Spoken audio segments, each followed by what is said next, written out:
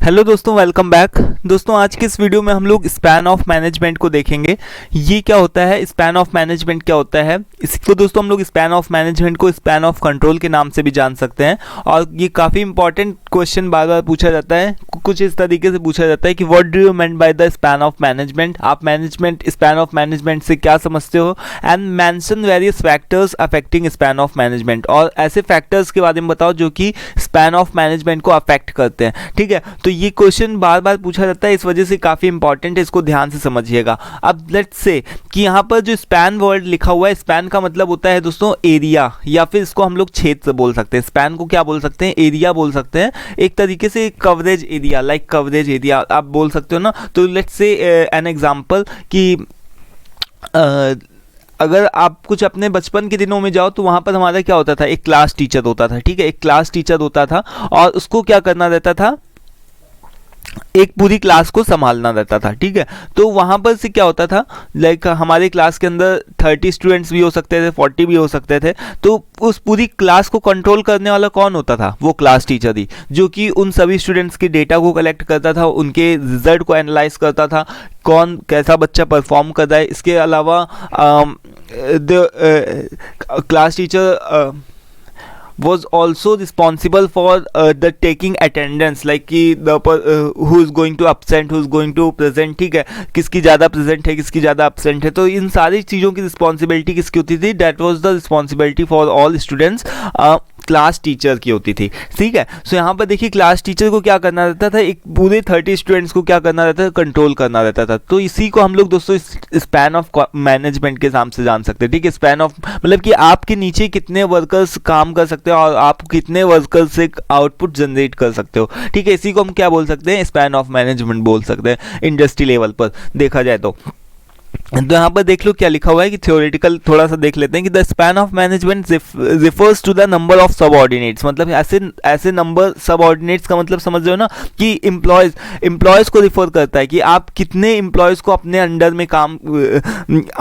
में रख करके उनसे काम ले सकते हो। तो number of subordinates, number of employees who can be managed efficiently. इस वर्ड का जरूर से यूज करिएगा, इफिशिएंटली बाय अ सुपरवाइजर। क्योंकि अगर एक क्लास टीचर चाहे तो वो अपने अंडर में 100 स्टूडेंट्स को रख करके उनसे उनके डेटा को कलेक्ट नहीं कर सकता है, बट इफिशिएंटली नहीं हो सकता है ना। वो 30 स्टूडेंट्स को अगर वो कम उसके पास में होंगे तो कम होंगे, तो उसको मैनेज करना ज़्यादा आसान होगा क्लास टीचर के लिए। वहीं अगर 100 हो जाएंगे तो उन सभी का डेटा रखो, फिर उन सब पे ध्यान भी दो, तो उतना ज़्यादा वो फोकस पॉसिबल नहीं है। ठीक है, तो इफिशिएंटली का मतलब कि कितने लोगों को एक मैनेजर अपने अंडर में रख करके उनसे पूरा आउटपुट जनरेट करवा सकता है by just like a superior. ठीक है, एक तरीके से उनका सुपीरियर बन करके, उनका लीडर बन करके उनसे कितना आउटपुट जनरेट करवा सकते हैं, that is called span of management. तो simply the manager having the group of subordinates. एक मैनेजर जो होता है उसके अंडर में कुछ एक लोगों की ग्रुप दे दिया जाता है, कुछ एक लोगों का कुछ एक एम्प्लॉयज़ का ग्रुप दे दिया जाता है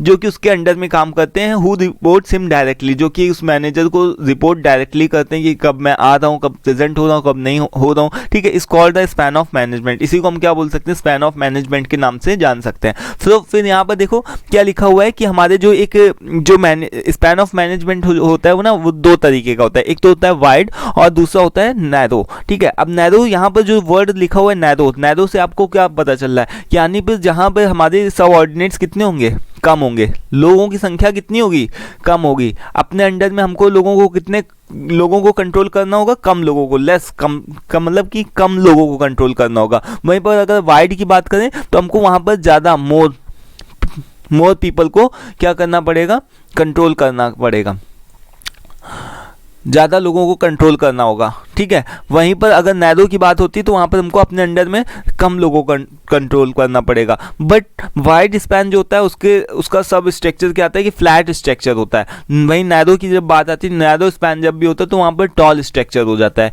कैसे, यहाँ पर एक एग्जाम्पल लेकर के समझते हैं। यहाँ पर देखो लेट्स से कि हमारा एक कॉलेज है, उसमें कोई प्रिंसिपल है। ठीक है, उसमें कोई प्रिंसिपल है और 200 स्टूडेंट्स हैं उसके पूरे स्कूल में या फिर कॉलेज में। ठीक है, तो वो अभी क्या करेगा, वो 4 टीचर्स को हायर करेगा। 4 टीचर्स को उसने हायर किया, सबने अपने अपने 50-50 स्टूडेंट्स को क्या कर दिया, उसने बांट दिया प्रिंसिपल ने, और सभी लोग उसके अंडर में रह करके काम कर रहे हैं। ठीक है, अभी क्या है, एक स्टूडेंट को अगर जब भी कोई भी छुट्टी चाहिए होगी, कुछ भी होगा, तो वो डायरेक्ट टीचर से कांटेक्ट करेगा, और टीचर से कांटेक्ट करने के बाद में वो डायरेक्ट प्रिंसिपल के पास में जाएगी लीव, और वो क्या कर देगा, पास कर देगा। ठीक है, तो उसकी आसानी से पास हो जाएगी, उसकी देखो कम ही लोगों के पास में जाना पड़ रहा है। ठीक है, बट यहाँ पर नंबर ऑफ सबऑर्डिनेट्स कितने ज़्यादा है, ठीक है, ज़्यादा है, तो यहाँ पर एक टीचर को कितने 50-50 स्टूडेंट्स को कंट्रोल करना पड़ रहा है। तो यहाँ पर हमारा जो भी ये है वो क्या है, वाइड, यानी कि वाइड है। ठीक है, वाइड, वाइड का मतलब समझ रहे हो कि ज्यादा लोगों को कंट्रोल करना पड़ रहा है। तो इस वजह से हमारा स्ट्रक्चर कैसा बना है, फ्लैट। ठीक है, फ्लैट बना हुआ है स्ट्रक्चर। तो वाइड जब भी स्ट्रक्चर होगा तो उसको हम क्या बोल सकते हैं, फ्लैट स्ट्रक्चर के नाम से जान सकते हैं। तो यहाँ पर देखो जैसे बताया ना मैंने कि जब भी ज़्यादा लोगों को कंट्रोल करना होगा, मोर लोगों को कंट्रोल करना होगा, ज़्यादा लोगों को, सो वाइड स्पैन ऑफ मैनेजमेंट होगा। उसके बाद में उसी के अंदर में फ्लैट स्ट्रक्चर बनता है, उसी से क्या बनता है, फ्लैट स्ट्रक्चर बनता है। क्यों, क्योंकि जो भी सबऑर्डिनेट्स हैं वो एक फ्लैट, आप देख लो कि कितनी कम लेयर्स हैं, बस उसके स्टूडेंट्स के ऊपर टीचर्स है और जस्ट डायरेक्ट वहाँ पर क्या है, प्रिंसिपल है। बट यहीं पर अगर सपोज कि कोई एक प्रिंसिपल है, दूसरा कॉलेज है, उसके अंडर में 200 स्टूडेंट्स ही हैं, सेम कंडीशन है, उसने क्या किया, टीचर्स की संख्या कम कर दी। ठीक है, उसने क्या कर दिया, टीचर्स को कम कर दिया। इस वजह से कम कर दिया क्योंकि टीचर्स जो होगा वो मॉनिटर्स को चूज़ कर लेगा। अब अपनी क्लास में से जो एक स्मार्ट 5 स्मार्ट बच्चे होंगे, उन टीचर्स को क्या कर दिया, 100 स्टूडेंट्स दे दिया। ठीक है, यहाँ पर 50-50 दे दिए थे, हम यहाँ पर कितने कितने दे दिए, 100 स्टूडेंट्स दे दिया। ठीक है, तो अभी क्या है कि इस क्लास टीचर ने क्या किया, इसने क्या किया, अपने पूरी क्लास से 5 स्टूडेंट्स को जो कि काफ़ी स्मार्ट हैं, उन सभी 5 स्टूडेंट्स को चूज़ कर लिया। इसने भी इसी तरीके से 5 स्टूडेंट्स को चूज़ किया और उनके सब के अंडर में उनको सबके 20-20 के ग्रुप्स को बना दिया। ठीक है, एक मॉनिटर होगा और एक क्या होगा, उसके अंडर में कितने लोग काम कर रहे होंगे, 19। ठीक है, तो एक मॉनिटर, 19 पर्सन और एक टीचर, फिर उसके ऊपर एक प्रिंसिपल। तो यहाँ पर लेयर्स कितनी है, ज़्यादा है ना, एक प्रिंसिपल की हो गई, फिर एक टीचर की हो गई, फिर एक मॉनिटर की हो गई, फिर उसके बाद में स्टूडेंट आया। ठीक है, तो अभी इसको अगर कभी भी कोई भी एक छुट्टी पास भी करवानी होगी तो सबसे पहले किससे कांटेक्ट करेगा, मॉनिटर के पास जाएगा। मॉनिटर क्या करेगा, टीचर से कांटेक्ट करेगा। ठीक है, टीचर के बाद में जाएगा तो उसके बाद में टीचर प्रिंसिपल के पास में जाएगा कि इस बच्चे को छुट्टी चाहिए। तो यहाँ पर देखो कितने ज़्यादा बार जाना पड़ रहा है। तो यहाँ पर एक जो भी पर्सन है उसको क्या है, कोई फ्रीनेस है, यहाँ पर ज़्यादा कंट्रोलिंग पावर हो रही, मतलब कि लोग ज़्यादा कंट्रोल कर रहे हैं। तो एक जो भी पर्सन है उसको बहुत ज़्यादा काम करना पड़ेगा क्योंकि उसके ऊपर कम एक नज़र रखने वाला है। ठीक है, यहाँ पर 50 लोग हैं तो थोड़ा सा इन लोगों को फ्री घूमने फिरने का भी टाइम मिल सकता है, ये अपना इंडिपेंडेंट भी रह सकते हैं कि लाइक कि अपनी ग्रोथ के ऊपर भी ध्यान दे सकते हैं 50 लोग। ठीक है, 50 लोग जो भी हैं, बट इन लोगों को क्या करना पड़ेगा, कम लोग होंगे तो इनके ऊपर ज़्यादा निगरानी रहेगी। ठीक है, उनका जो भी मॉनिटर होगा तो उनको क्या करेगा, हमेशा से देख करके रखेगा। ठीक है, तो इसी को इस वजह से हम लोग क्या बोल सकते हैं, टॉल स्ट्रक्चर बोलते हैं। टॉल जब भी बात आती है तो यहाँ पर देखो कम लोगों को जब भी बात आ रही तो वो क्या होगा, नैरो होगा।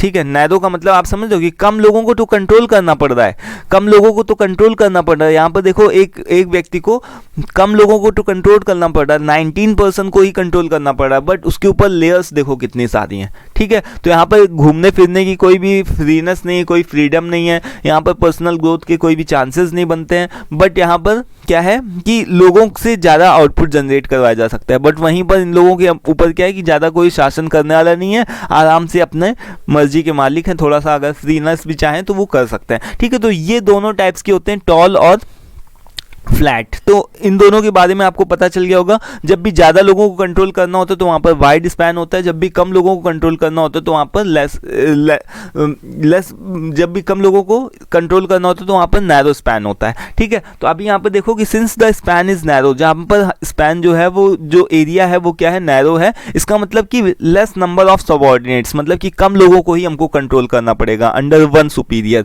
ठीक है, एक कम लोगों को ही कंट्रोल करना पड़ेगा, बट उसके लिए हमको क्या चाहिए, ज़्यादा मैनेजर्स की रिक्वायरमेंट होती है। ठीक है, देखो यहाँ पर जैसे मैंने बताया ना कि यहाँ ज़्यादा मैनेजर्स की रिक्वायर होती है। एक टीचर है, फिर उसको नीचे एक मॉनिटर है, फिर उसके बाद में स्टूडेंट है ना। तो यहाँ पर देखो अगर ये सपोज कि मॉनिटर तो कोई चार्ज नहीं लेगा, टीचर्स को ही चार्ज मिलता है ना, जो भी पेमेंट होती है वो तो टीचर्स को मिलती है, मॉनिटर को तो कुछ नहीं मिलता है। ठीक है, बट अगर यहाँ पर इंडस्ट्री लेवल पर देखो कि एक प्रेसिडेंट है, उसके नीचे कोई मैनेजर है, फिर उसके नीचे भी कोई उसका सुपरवाइजर है, फिर उसके नीचे नीचे उसके एम्प्लॉयज़ हैं, ठीक है। तो यहाँ पर इसको क्या करना पड़ा है कि सभी लोगों को पेमेंट देनी पड़ रही है, एक टीचर को भी देनी पड़ रही है, एक सुपरवाइज़र को भी देनी पड़ रही है, फिर उसके बाद में एम्प्लॉयज़ को भी देनी पड़ रही, ठीक है। तो यहाँ पर इस तरीके से अगर देखो तो यहाँ पर क्या होगा, यहाँ पर क्या होगा कि ज़्यादा मैनेजर्स की हमको ज़रूरत होती है। जब भी लस नंबर्स को, जब भी कम नंबर्स को हमको कंट्रोल करना पड़ता है तो वहाँ पर हमको क्या होती है, ज़्यादा मैनेजर्स की ज़रूरत होती है। एक यहाँ पर ये भी मैनेजर है, ये भी मैनेजर है और ये भी मैनेजर है, ठीक है, 3 मैनेजर्स हैं। यहाँ पर देखा जाए तो यहाँ पर केवल 2 ही मैनेजर है, एक टीचर है, एक प्रिंसिपल है, ठीक है। तो बस इसी वजह से यहाँ पर से क्या होगा, तो आई होप कि इतना तो क्लियर हो गया होगा कि मैनेजर्स यहाँ पर जब भी होगा तो रिक्वायर्स मोर मैनेजर्स। जब भी नैरो स्पैन की बात होगी तो वहाँ पर ज़्यादा मैनेजर्स आएंगे, ठीक है, to be employed in the organization. However wide, जब भी यहाँ पर वाइड स्पैन ऑफ मैनेजमेंट की बात होती है तो वहाँ पर नंबर ऑफ मैनेजर्स क्या हो जाते हैं, रेड्यूस हो जाते हैं, नंबर ऑफ मैनेजर्स क्या हो जाते हैं, कम हो जाते हैं। देखो यहाँ पर 2 ही मैनेजर्स हैं, यहाँ पर देखो कितने 2 मैनेजर्स हैं, एक टीचर है, 50 स्टूडेंट्स की अगर क्लास है तो उसमें से अगर किसी को छुट्टी चाहिए तो वो टीचर के पास जाएगा और टीचर डायरेक्ट प्रिंसिपल से ही कांटेक्ट कर लेगा, ठीक है। तो यहाँ पर कम लेयर्स हैं तो यहाँ पर कम मैनेजर्स हैं, ठीक है। तो और इससे क्या होगा कि जो भी सबऑर्डिनेट्स होंगे, जो भी उसके अंडर में एम्प्लॉयज़ काम कर रहे होंगे, वो क्या होंगे, फील रिलैक्स, मतलब उनको रिलैक्स फील होगा और वो अपनी इंडिपेंडेंट स्पिरिट को भी, नए नए इनोवेशन आइडियाज़ को भी डेवलप कर सकते हैं इन अ फ्री इन्वायरमेंट, ठीक है। ऐसा नहीं कि उनके ऊपर 24 घंटे कंट्रोल रखा जा रहा है।